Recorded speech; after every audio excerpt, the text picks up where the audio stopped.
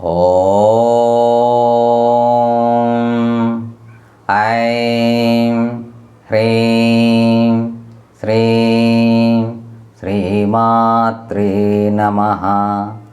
ఓం తత్సత్. ఆత్మీయ మిత్రులారా, హృదయపూర్వక నమస్కారం.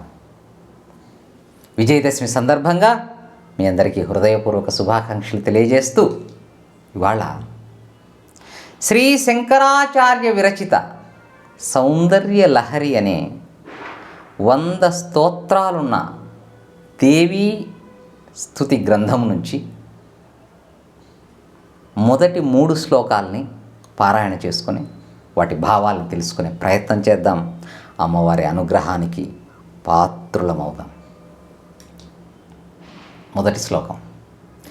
శివః శక్త్యాయుక్తో యది భవతి శక్తః ప్రభవితుం న చేదేవం దేవో న ఖలు కుశలః స్పందితుమపి అతస్త్వామారాధ్యాం హరిహర విరించాదిభిరపి ప్రణంతుం స్తోతుం వా కథమకృత పుణ్యః ప్రభవతి.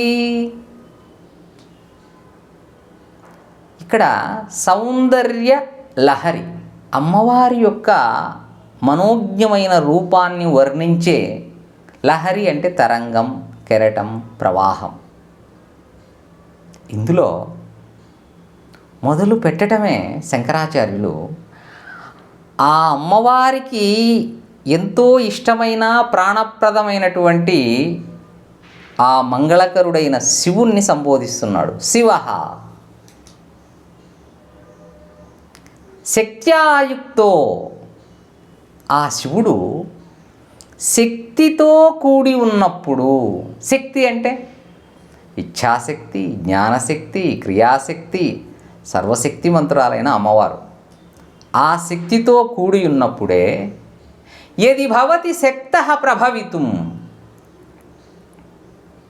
శక్తః ప్రభవితుం, ఈ జగత్తును సృష్టించేటటువంటి ఆ సృష్టి కర్తృత్వం, ఆ సృజించడానికి శక్తివంతుడవుతాడు, సమర్థుడవుతాడు. అమ్మవారి యొక్క శక్తి శివుణ్ణి కూడితేనే శివుడు ఈ ప్రపంచాన్ని సృజించడానికి సమర్థుడవుతాడు. నచేత్ ఏవం, అలా శక్తి కూడకపోతే దేవో నఖలు కుశలః స్పందితుమపి, ఆ శివుడు, ఆ దేవుడు స్పందితుమపి న కుశలః, కనీసము కదలడానికి కూడా, స్పందించడానికి కూడా సమర్థుడు కాడు, అశక్తుడు. శక్తి లేకపోతే అశక్తుడవుతాడు.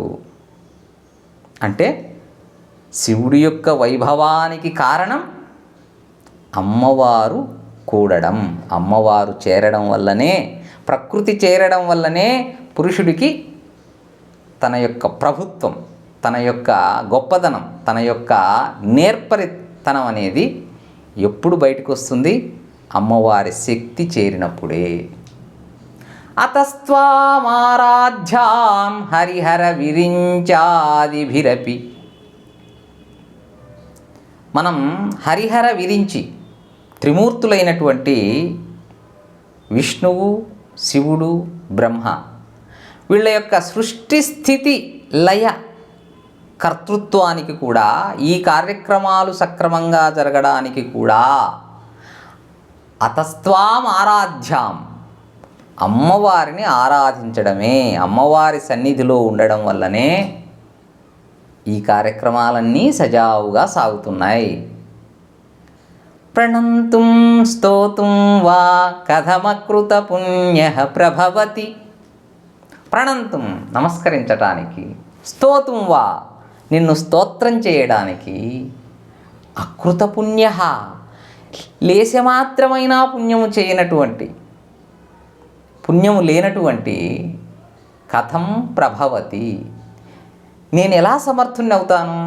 చూడండి, శంకరులు పరమ శంకరావతారం, అయినా ఆయన ఎంత వినయంగా అమ్మవారి ముందు ఏమంటున్నాడు, నిన్ను స్తోత్రం చేయడానికి కానీ నమస్కరించడానికి కానీ తగినంత పుణ్యం నాకు లేదు, నేను అశక్తుడను అంటూ. అంటే మరి నిజంగా శంకరుడు అశక్తుడా? కాదు. ఈ స్తోత్రాన్ని, ఈ శ్లోకాల్ని పారాయణ చేయాల్సింది మనం మన యొక్క వినయాన్ని అమ్మవారి ముందు ప్రదర్శించడం కోసం శంకరులు అనుగ్రహంతో రచించారు ఇలా. కాబట్టి అమ్మవారి అనుగ్రహం ఇంకా ఎంత గొప్పదో తర్వాతి శ్లోకంలో చూద్దాం. తనీయాంసం పాంసుం తవ చరణ పంకేరుహ భవం విరించి సంచిన్వన్ విరచయతి లోకాన వికలం వహత్యేనం శౌరిః కథమపి సహస్రేణ శిరసాం హరః సంక్షుజ్యైనం భజతి భసితోద్దూళన విధిం. ఇక్కడ తవ చరణ పంకేరుహ భవం, అమ్మా నీ పాదపద్మాలలో ప్రభవించినటువంటి జనించినటువంటి తనీయాంసం పాంసుం సూక్ష్మమైనటువంటి పరాగ రేణువు, ఆ పద్మములో ఉండే కేసరం పైన పరాగ రేణువులు సూక్ష్మంగా ఉంటాయి. అట్లాంటి పరాగ రేణువు అంటే నీ పాద ధూళి. విరించి సంచిన్వన్, ఆ బ్రహ్మ సంగ్రహిస్తే నీ పాదధూళిని ఏ కొంచెమైనా ఆ బ్రహ్మ తీసుకుంటే గ్రహిస్తే విరచయతి లోకాన వికలం, అలా సంగ్రహించడం ద్వారానే లోకాన వికలం విరచయతి, ఈ భువన భాండాలన్నీ తమ గతి తప్పకుండా ఆయన సమర్థంగా సమగ్రంగా సృష్టిని నిర్వహిస్తున్నాడంటే నీ పాదరజాన్ని ఆ బ్రహ్మ సంగ్రహించడమే కదా తల్లి. వహత్యేనం శౌరిః కథమపి సహస్రేణ శిరసాం. శౌరిః, ఆ శౌరి, ఆ మహావిష్ణువు సహస్రేణ శిరసాం, ఆదిశేషువు రూపములో తన 1000 తలలపైన వహత్యేనం, నీ యొక్క పాదరజాన్ని భారంగా మోస్తున్నాడు తల్లి. అంత ఉత్కృష్టమైనదమ్మా నీ పాదరజం. హరః సంక్షుజ్యైనం భజతి భసితోద్దూళన విధిం. మరి ఆ పరమశివుడు ఏం చేస్తున్నాడు నీ పాదరజంతో, నీ పాదధూళిని సంక్షుజ్యైనం చక్కగా మెదిపి భజతి భసితోద్దూళన విధిం. ఆయనకి భస్మధారణ అంటే ఇష్టం కదా, అందుకోసం అంగరాగంగా దాన్ని అలుముకుంటున్నాడు. నీ పాదరజాన్ని తన మేనుకు అలుముకుంటున్నాడు. అంత గొప్పదమ్మా నీ పాదరజం. ఇంకా ఎంత గొప్పదంటే అవిద్యానామంతస్తిమిరమిహిరద్వీపనగరీ జడానాం చైతన్యస్తవకమకరందశ్రుతిఝరీ దరిద్రాణాం చింతామణిగుణనికా జన్మజలధౌ నిమగ్నానాం దంష్ట్రామురరిపువరాహస్య భవతి మురరిపువరాహస్య భవతి. అవిద్యానాం అంతస్తిమిరమిహిరద్వీపనగరి, అమ్మా నీ యొక్క ఆ పాదపరాగం అవిద్యానాం, విద్య లేనటువంటి అజ్ఞానులకు, అంతస్థిమిర మిహిరద్వీపనగరి, ఆ లోపలుండే ఆ అజ్ఞానాన్ని, తమో రూపంలో ఉండే అజ్ఞానాన్ని, చీకటిగా ఉండే అజ్ఞానాన్ని తొలగించే సూర్యద్వీప నగరమమ్మా నీ పాదరజం. సూర్యుడు నెలవైనటువంటి చోటు. సూర్యుని కాంతి పడితే చీకటి ఉంటుందా? కాబట్టి అమ్మవారి పాదరజం సోకితే అజ్ఞానం వెళ్ళిపోయి అజ్ఞాని కూడా విజ్ఞాని అవుతాడు.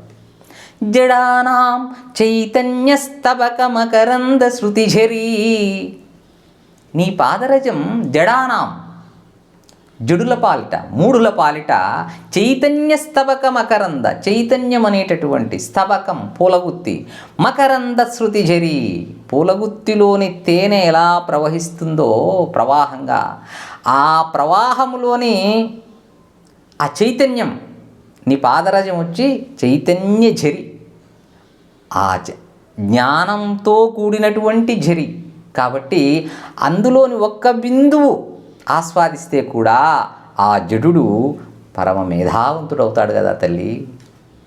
దరిద్రాణం చింతామణి గుణనిక. అమ్మా నీ పాదరసం దరిద్రుల పాలిట చింతామణి గుణనిక, సకల ఐశ్వర్యాలను ప్రసాదించే చింతామణి హారం తల్లి. జన్మజలధౌ నిమగ్నానాం, ఈ సంసార సాగరంలో మునిగిపోయినటువంటి దంశ్రామురరిపువరాహస్య భవతి, ఆ సంసార సాగరంలో మునిగి గిలగిలలాడుతున్న వాళ్ళకి నీ పాదరజం మురరిపు వరాహస్య దంష్ట్రాభవతి. మురరిపు, మురాసురుని సంహరించినటువంటి శ్రీ మహావిష్ణువు యొక్క వరాహావతారం మనందరికీ తెలిసిన కథే.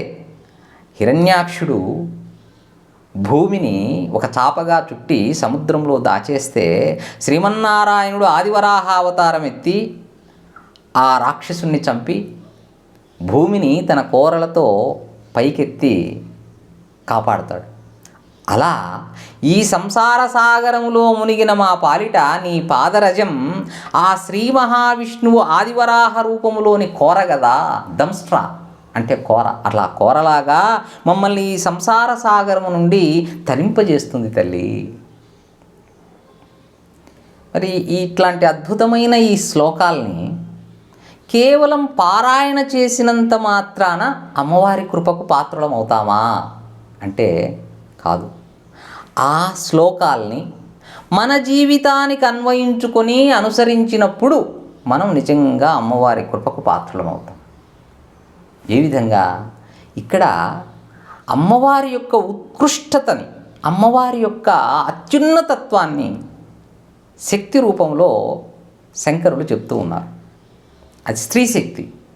ఈ స్త్రీ శక్తి మన నిజ జీవితంలో మనం పరిశీలించినట్లయితే ఒక కుటుంబంలో కానీ, ఒక సంస్థలో కానీ, ఒక దేశం కానీ సర్వతోముఖాభివృద్ధి సాధించింది అంటే పూలమాలలో అంతర్నిహితంగా దాగి ఉండే దారం వలె స్త్రీ శక్తి ఇమిడి ఉంది. ఆ స్త్రీ శక్తిని గుర్తించి గౌరవించిన నాడు మన జీవితం సార్థకమవుతుంది. స్త్రీమూర్తిని గౌరవించడం అంటే ఆదిపరాశక్తి శ్రీ లలితాంబికను గౌరవించడం. స్త్రీమూర్తిని గౌరవించడం అంటే వేదస్వరూపిణి అయిన భరతమాతను గౌరవించడం. స్త్రీమూర్తిని గౌరవించడం అంటే మన కన్న తల్లి, జన్మనిచ్చిన కన్న తల్లిని గౌరవించడం. స్త్రీమూర్తిని గౌరవించడం అంటే మనకు అనురాగాన్ని పంచిన అక్క చెల్లెళ్ళను గౌరవించడం. స్త్రీమూర్తిని గౌరవించడం అంటే విద్య నేర్పిన ఉపాధ్యాయునులను గౌరవించడం. స్త్రీమూర్తిని గౌరవించడం అంటే అనురాగపు అనుభూతి, ఆనందపు అనుభూతిని పంచిన తోటి విద్యార్థినులను గౌరవించడం. స్త్రీమూర్తిని గౌరవించడం అంటే జీవితాంతం మనకు తోడుగా నిలిచే భార్యను గౌరవించడం. స్త్రీమూర్తిని గౌరవించడం అంటే అనుక్షణం అభిమానించే బిడ్డను, కన్న బిడ్డను గౌరవించడం. స్త్రీమూర్తిని గౌరవించడం అంటే తన మూలాన్ని తాను గౌరవించడం. స్త్రీమూర్తిని గౌరవించడం అంటే తనను తాను గౌరవించుకోవడం.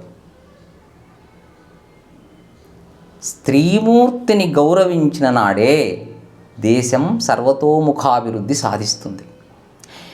ఈ స్పృహ మనకు కలిగిన నాడు ఈ భరత జాతి సకల శ్రేయస్సును పొందుతుంది. అఖిల ప్రపంచానికి ఆదర్శభూతమవుతుంది, ఆధారభూతమవుతుంది, మార్గదర్శకత్వం వహిస్తుంది. ఇది సత్యం, సమున్నతం. ఈ సత్యాన్ని మనం గుర్తెరిగి సనాతనమైన ఈ ధర్మాన్ని మనం ఆచరిస్తే సర్వం శుభం. ఆత్మీయ మిత్రులారా, శుభం భూయాత్. స్వస్తి.